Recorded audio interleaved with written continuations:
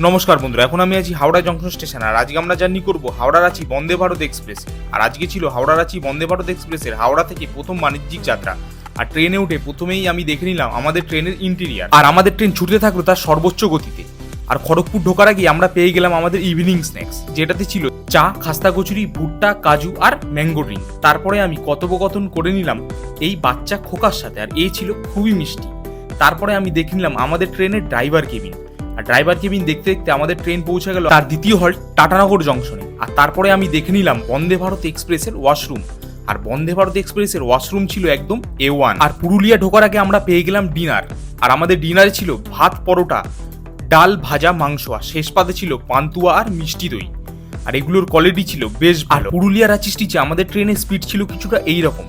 আর আমাদের ট্রেন রাঁচি পৌঁছালো তার নির্দিষ্ট সময়ের থেকে 30 মিনিট লেটে। আর এখানেই শেষ করছি আজকে আমাদের মিনি ব্লগ। ভিডিওটা ভালো লাগলে ফলো, সাবস্ক্রাইব দুটোই করে দেবেন।